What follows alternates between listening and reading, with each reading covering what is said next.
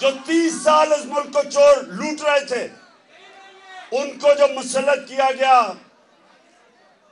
امریکہ کے غلاموں کو ہمارے اوپر بٹھایا گیا، اور یہ چور سارے اپنے کیسز ختم کر رہے ہیں۔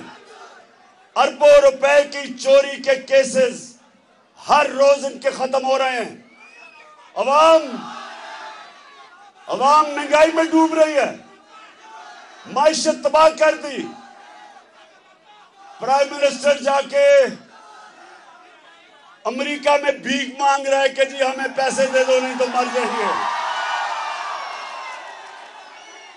شرم ان کو خود نہیں ہے، ملک کو ذلیل کر رہا ہے۔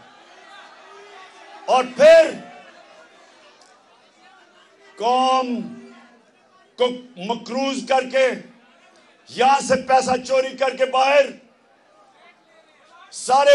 بڑے بڑے محلات میں رہ رہے ہیں، ملک میں آتے ہیں، حکومت کر کے لوٹ کے پیسہ پھر باہر چلے جاتے ہیں، اور لوگوں کو سمجھتے ہیں کہ بھیڑ بکریاں ہیں۔ اس لیے میں آپ سب کو کال دوں گا، سب سے آگے میں خود ہوں گا، اور میں جیل تو چھوٹی چیز ہے، ہم جان کی قربانی دینے کے لیے تیار ہیں۔ اور آپ نے میرے مستقبل کے لیڈر جو سامنے آپ کھڑے ہیں، آپ نے سب نے تیاری کرنی ہے،